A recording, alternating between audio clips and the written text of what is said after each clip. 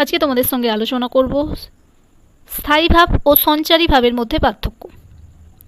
স্থায়ী ভাব হলো সংখ্যা সুনির্দিষ্ট, যেমন 8টি কিংবা 9টি, আর সঞ্চারী ভাব হলো সংখ্যা সুনির্দিষ্ট নয়। প্রাচীন আচার্য বা অন্যান্যরা 33টি উল্লেখ করেছেন, অনেক বেশি হতে পারে বলেও স্বীকার করেছেন।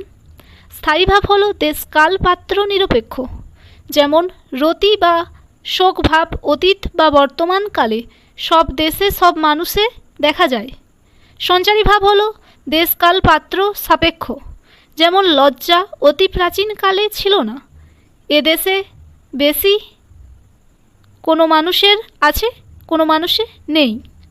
স্থায়ী ভাব হলো স্বাধীনভাবে মানব চিত্তে জাগ্রত হয় এবং সমগ্র চিত্রকে গ্রাস করে, যেমন রতিভাব জাগ্রত হলে মানব মনের অবস্থা প্রেম স্থিত হয়। সঞ্চারী ভাব হলো কোনো স্থায়ী রসকে অবলম্বন করে মানব চিত্তে জাগ্রত হয় এবং তার অংশকে মাত্র আচ্ছন্ন করে, যেমন রতিভাবের সঞ্চারী লজ্জা। লজ্জা রতিভাবকে অবলম্বন করে দেখা দেয় এবং মনের একটা অংশে মাত্র অবস্থান করে। স্থায়ী ভাব হলো দীর্ঘকাল মানব মনকে আচ্ছন্ন করে রাখতে পারে। সঞ্চারী ভাব হলো স্বল্পকাল মাত্র মানব মনকে আচ্ছন্ন করে রাখতে পারে। স্থায়ী